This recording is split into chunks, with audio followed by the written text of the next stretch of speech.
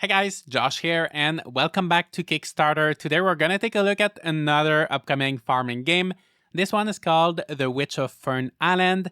So in this video, we're gonna take a look at the campaign together. I'll give you my first impressions on the game, and then I'll tell you if I would personally back it or not. And of course, as always with Kickstarter, I would recommend making your own research. There's always a risk associated with backing games on Kickstarter, so just keep that in mind. But with that being said, let's start and take a look at this campaign. So currently they raised close to 11,000 euros out of their goal of 15,000, and they still have 17 days left, so I'm pretty sure they will be able to reach their goal. However, I will say that 15,000 seems extremely low, so I'm thinking maybe they have a very small team, maybe the game is almost complete, or they have other sources of income. I'm not too sure, I guess. We'll find out as we go through the campaign, but let's take a look at the trailer first. And right away, it does look very beautiful. I love the lighting and the models. Everything looks nice. Welcome to the Fern Island. One thing I'm wondering is if the assets are bought from a store or if they were all made by the developers themselves. I guess that's one thing we'll find out as we look through the campaign. So it looks like we'll have to restore this village, restore this town, build our house.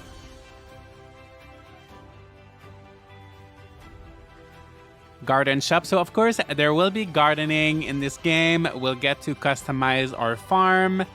And I think we'll have some animals as well.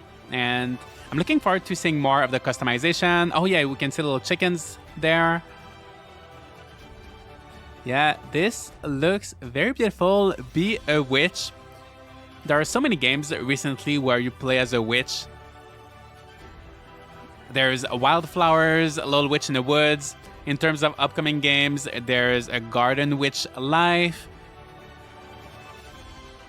It's very, very trendy right now to have witch games. And oh, I think you can maybe transform into a cat. But anyway, it does look very beautiful, very interesting. But as I was saying, there's so many cozy games right now, as well as upcoming games where you play as a witch. And I don't mind that theme, but I'm kind of hoping that this one will stand out from the others and do some stuff we haven't seen before. There's also Alchemy that I forgot to name earlier, but yeah, there's just so many of these games coming up. So anyway, let's check out this game. So stretch goals, we don't know about them yet. The first goal will be to reach the 15,000 euros, which I think they will achieve, but we don't know what's next. So let's read the description of the game. The Witch of Fern Island combines gameplay elements of multiple categories, sandbox, open world with elements of RPG, adventure, and exploration. So we've got lots of very ambitious things here. You can play endlessly. The daily and calendar systems allow players to feel the passage of time. They can observe changes in the community, the seasons of the year, and take part in various holidays and festivals. I love seeing festivals in my farming games, so that is nice. There will always be interesting activities on the Fern Island. All this and more will allow you to experience an immersive adventure as a real witch. Our game can be classified as a cozy game, but we wanted it to become something more. The magical world of Fern Island is palpable in both gameplay and story levels. It allows us to present people's stories from a more personal, deeper perspective. So it sounds interesting, however, it doesn't tell us much about how this witch farm sim game will be different from the other witch farm sim games. So let's scroll down and take a look at the main character.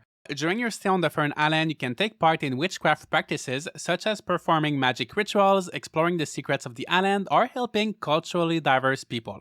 What kind of person you become, how will the people perceive you, and how much truth about the island you will manage to uncover will be reflected in your evaluation. Your progress will be judged by the members of the Academy of Witches, who will contact Avril through a glass ball so that she can continue her studies and pass exams to become a full-fledged witch. And down here it says you can customize your main character according to your needs, get a mirror, use it to change hair color and hairstyles, create your own clothes from the acquired raw materials, or go to the city to discover more and more new sets every now and then. After purchasing a set, you can find it in your closet at home. So that is good to read. You won't be able to create your character from scratch, but at least you will be able to customize Avril, change her hair, and change her clothes. Now let's take a look at the main features of the game. So, of course, you can be a witch, learn powerful rituals to protect your farm, rule the weather, or peek into the future, brew magical potions to help the island's inhabitants with their problems, or help yourself in discovering the secrets of the island. Craft amulets, talismans, and other items that you can sell in the witch's stall, and don't forget your magical friends. Familiars will offer advice, and the Enchanted Cauldron will help you discover new recipes. So there's going to be potion brewing, crafting, and we will have familiars. I think we saw a cat in the trailer. And now let's learn about the farming. Ensure that magical facilities are taken care of. Special ingredients are needed for magical rituals and potions. By putting in a bit of hard work or cunning and magic, you can make sure that your facilities are taken care of. Check out activities like the cultivation of plants or animal breeding. You can grow herbs discovered on the island in your own garden, enchant vegetables to find out their extraordinary magical varieties, and crossbreed animals to discover new breeds. And here we can check out some of the enchanted crops variations. And I love to see that, so it looks like you'll be able to enchant some of the crops and give them a little magical appearance, and maybe they will have different properties or be more valuable. So we've got the air melon, heartbeat, cabbage catcher, thunder carrot, onion ring, and a serpent beans. And I love how all of these look. They are very creative. I love the onion ring. They'll have like funny names and funny visuals as well. So I think that's a good thing. Once again, we don't know how that will work exactly. At least they are trying something a bit different with the farming. And of course, you will be able to go foraging to get some ingredients that will help you make potions, amulets, talismans, and much more. So here are just a few of the things you'll be able to collect. And once you've got enough ingredients, you will be able to start doing some alchemy. So let's meet the extraordinary cauldron. Unravel its forgotten history, and it will faithfully assist you throughout the game while brewing potions. In our game, you will be able to create various types of potions. Each of them has unique properties and requires different ingredients. As the game progresses, your knowledge and skills will increase, and that unlocks creation of more complex and stronger potions. To brew the most powerful ones, you will need to upgrade your cauldron. It is worth mentioning that the ingredients of the potions are not the only requirement for its creation. Our cauldron needs special fuel to work at top speed. To know how much strength this brave companion has in him, pay attention to the color of the fire which burns under it. So I don't think there's any footage of the potion brewing mechanic right now, but it does sound interesting. The fact that you'll have to look at the color of the fire, and I don't know if there's going to be mini games or something like that, but I hope they manage to make the potion brewing mechanics fun. And here we can see a few of the potions. So there's a potion of good sleep, there's the Plants Growth Potion, Potions of Goodness, Heat Resistance Potion, Swimming Potion, and Potion Removal Weeds. So it looks like many of these potions will help us with our farming chores, and maybe also in exploring new areas like the Heat Resistance Potion or the Swimming Potion. So I'm looking forward to seeing how they will implement these potions in the gameplay.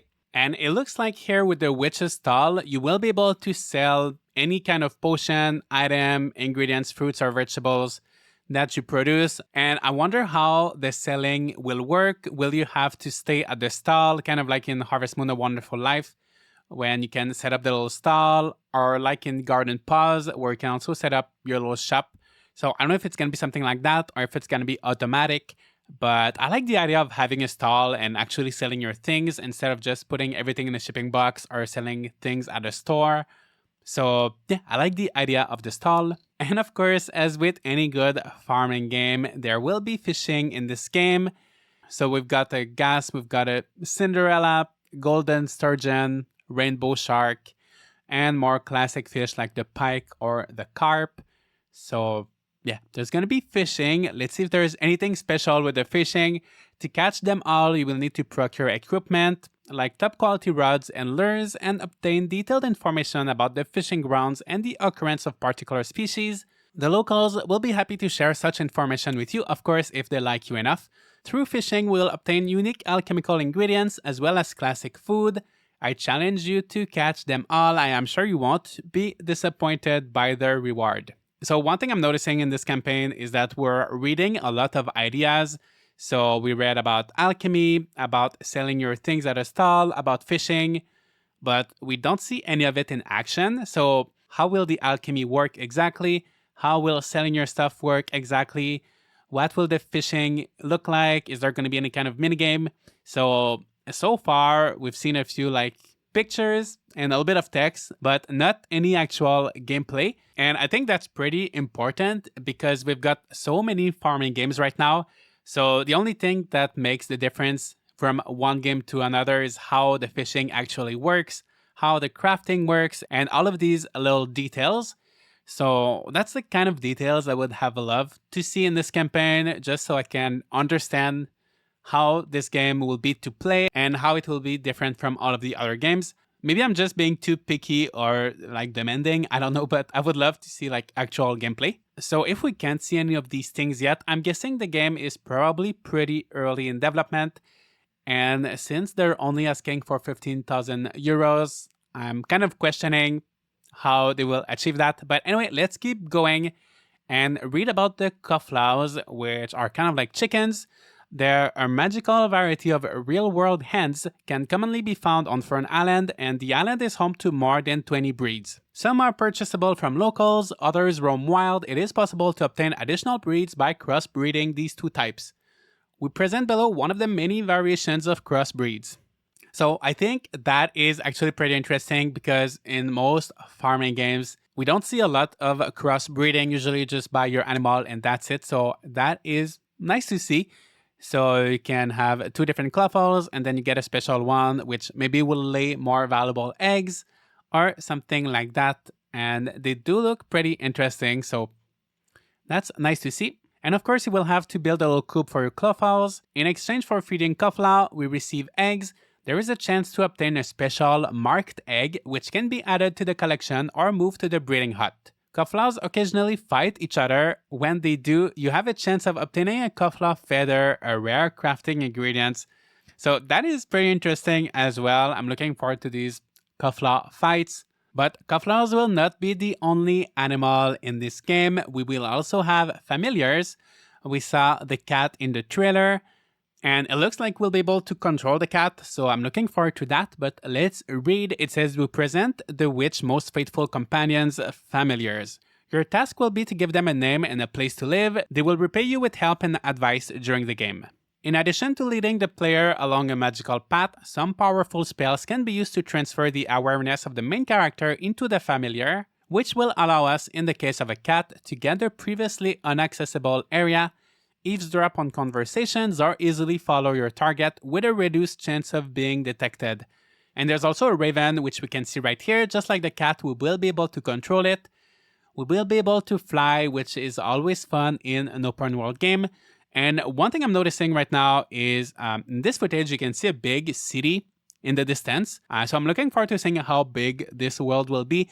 But yeah, I feel like it's going to be fun to just fly around with your raven. And next, let's learn about the customization. Thanks to the courtesy of the local residents, the mayor of the town in particular, we were gifted an abandoned hut, which used to belong to a witch who lived on the island. We can furnish, expand, and most importantly, decorate this property in accordance to our own style and discretion. And this does not only apply to the witch's house. Along with the property, we come into possession of a huge tract of land, which we can develop in any way we like. The site will allow you to create a farm of your dreams, designate paths, use fences to separate herbs and flowers from building structures. Allocate a piece of land for animal husbandry and construct buildings, upgrade them to maximize their effects and increase capacity. So we actually saw a bit of that in the trailer. It looks like your house at first is very dirty, there are spider webs everywhere.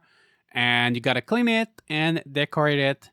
So we haven't seen any actual gameplay of the decoration. So is there going to be a grid? How will the decorating actually work? We have no idea. Next, we will be able to perform rituals. So there will be an altar near your house. And that will allow you to take control of the weather, protect your crops from pests, or detect ghosts and demons moving through the world. So just like the potions, I think this can add a fun twist to the farming, like changing the weather and things like that. And here they mention protecting your crops from pests, and we very rarely see pests in farming games. So if they do add that, I think that could be a neat feature. So now let's learn about the island. Fern Island is an unusual place. There are several biomes and ecosystems, each quite different than the other, coming together on the island. The main town, so there's going to be multiple towns, is called Barrow End, and it is where most of the characters reside. It is home to establishments such as the Sweet Corner Cafe, the Flower Bee Garden Store, and Birdhouse Diner. Every corner is waiting to be explored. Search every nook and cranny carefully because you never know what did the spirits leave for mortals to find. And don't forget the most important thing, exploration at your own pace and simple enjoyment of everyday life. And this game will also feature multiple cultures. So there's going to be Boran, Kukwa, and Apatut. And I won't go through all of these. However, I will put the link to the Kickstarter campaign in the description. So if you guys want to read about these 3 cultures, feel free to do that. And here we meet some of the characters. Each resident has their own interests, friendships, and stories to tell. They also have issues that you can help them resolve. So here you can see everybody's likes, dislikes, and culture with a little description. So we've got Miruta, Urushu, Tesha, Tulok, Frita, and Anton. So there's a good diversity in terms of characters. They all look pretty different. So I guess it's going to be nice to get to know them. But it says, be careful when you play with human lives because your interference can change them forever. So I'm looking forward to knowing if this is actually true. Can your actions that you make in the game actually have an impact on how the other characters will evolve? If that is the case, I think it could be very interesting. Next, let's learn a little bit about the exploration. So this is an open world game. So of course, you will have different means and tools to travel the world. So you'll have these little animals which you can mount. You'll also have a broom that you can use to fly around. So hopefully these will make traversing the world easy and fun. And not only will you have a huge open world to explore, there will also be a parallel world called Astra. So let's read about it. It says, Astra exists alongside us and it's something like the spirit world or an astral plane. Witches can transfer their consciousness to the Astra by using spells or artifacts. It is also possible to enter this world physically, but it can only be done in special locations, and often after performing a proper ritual. In the world of Astra, some magic may not or may work differently. This actually reminds me of another game that is on Kickstarter right now called Meatlight, Secrets of the Universe, I think, and it also had this kind of parallel magical world. So this reminds me of that quite a bit. It doesn't really tell us what we will be able to do in this secret world. So I'm just going to assume maybe you can find special ingredients there or something like that. And as I said, this game is going to be open world. There is always something interesting to do on the Fern Island. Take part in a wide range of activities. So there's fishing, photography. Oh, so that's new. Archaeology, catching insects, researching local flora and fauna, and participating in festivals and many, many more. So lots of features. That is a pretty big world. So we've got the main town here. It looks like there are different biomes, so I love to see the diversity. And it seems pretty big, but it also doesn't look too big, like overwhelmingly big. So hopefully this world is filled with things to do. But yeah, so far it does look like a pretty nice map. And I think this right here might be our house because you can see a little field here. So I think that's where we're going to live, kind of like in the middle of all of these 4 biomes. Oh, actually, there's going to be a lot more. They are planning to add more biomes. So the ones we'll start with are the Steppes, Lake, Barrow End, and Foothills. But there are 3 more different biomes that they want to add, and they do look pretty big. So I am just a tiny bit concerned at how big of a world they're planning to create with 15,000 euros. Maybe these will be added with stretch goals in the future. But yeah, actually, the world is going to be pretty big in this game. And next, let's take a look at the timeline. So early access will start in Q1 2023. So in a few months from now, some of us will be able to start playing. And then 1.0 in Q2 2023, 2.0 in Q3, 3.0 in Q4, and final release in Q1 2024. So in a little bit more than a year from now, like a year in a few months, we will have the final release. I will say this is a very ambitious timeline, but I would expect things to be pushed back a little bit, as it often happens with pretty much any game. Next, let's take a quick look or a quick listen to the soundtrack.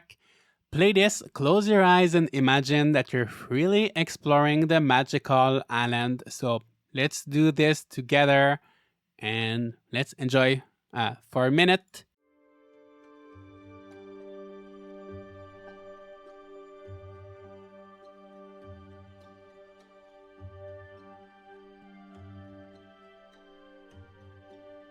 So it definitely feels magical and relaxing, but this is just one of the tracks. It's kind of hard to judge without playing, but once again, I will put a link to the Kickstarter in the description. So if you guys want to check out their SoundCloud after that, feel free to do it. And now, a very interesting part, let's read about the different tiers that you can back this game with. So if you want to get this Steam key, you will need to get the Early Witch pack, which I think you can't get this one anymore. So it will be with the Folk Witch pack, which is 16 euros or 23 Canadian dollars, which I think is actually a pretty good price. A lot of games on Kickstarter tend to be a little bit more on the expensive side. So 16 euros is pretty reasonable. And actually, I don't think you need to pay more if you want to play in early access. Actually, any of these tiers that give you the Steam key, you will get the Steam key in early access and for the full release as well.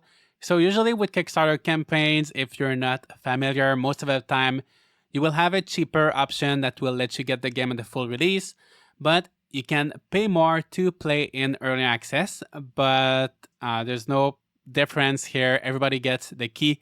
So that is actually pretty good. And of course, there are tons of other bonuses and things like original soundtrack, art book, and unique items. So I'm not going to go through all of these things, but please check out the campaign by yourself if you'd like to go through these bonuses. Now we're going to take a look at the team, and I gotta say I'm a little bit shocked because it is a big team. They've got 16 people working on this game.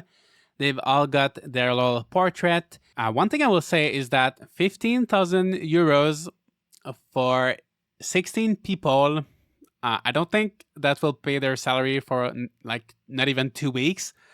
So I'm not sure how that's going to work financially. Maybe they will explain it as we scroll down.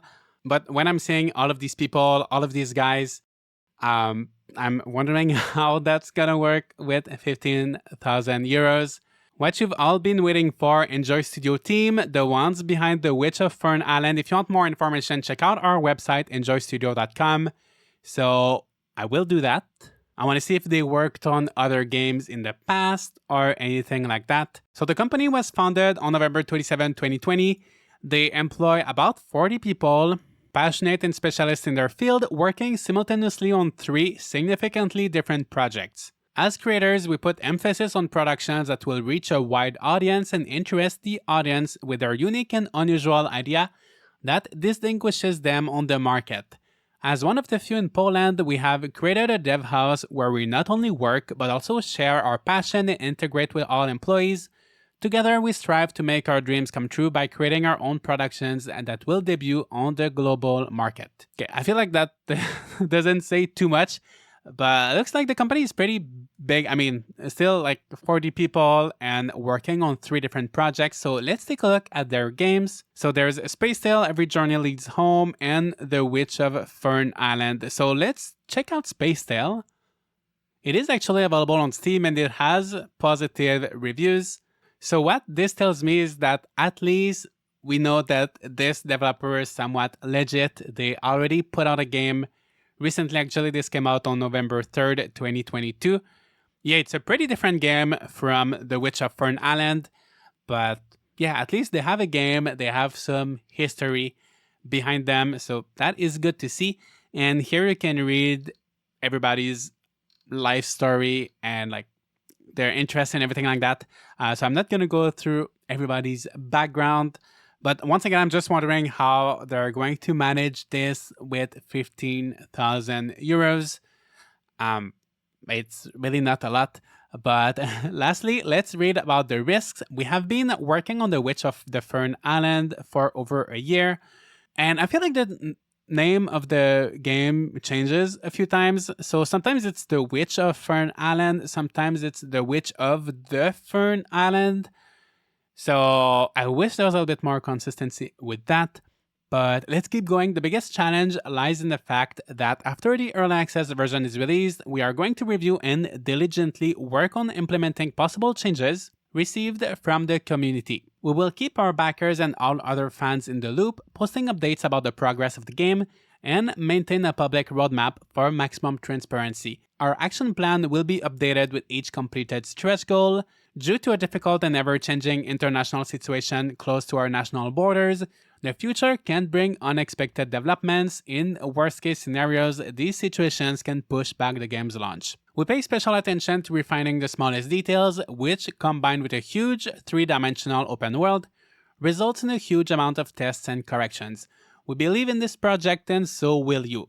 And that's pretty much it, so I will give you my thoughts on this campaign and this game so far. So even though it has a few interesting ideas like the enchanted crops and the familiars like the cat and the raven that you can control, I feel like at this point we don't know too much about the actual gameplay. We don't know how the fishing is going to be like, we don't know how the farming, the crafting, the potion brewing, we haven't seen any actual gameplay of all of that. So a little part of me is excited because this could be a fun game. However, another part of me feels like this game could be pretty generic and not doing enough to really stand out and be different from all of the other farming games, and more specifically, all of the other witch farming games that we're seeing right now. I'm also a little bit concerned with the very low goal of 15,000 euros, considering that they have a team of 16 people. Will that money actually help them in developing the game? I know they already put out a game on Steam and that game has good reviews, so I do believe that they will be able to develop that game, but I will say that I'm just not convinced by the campaign. And since the game is coming out in early access in Q1 2023, so yeah, for me, I think I would just wait until it's out in early access and check out the reviews, and if it's good, just buy it at that time. But what do you guys think? Have you checked out this campaign? Have you backed this game or not? I'm curious to know what everybody thinks.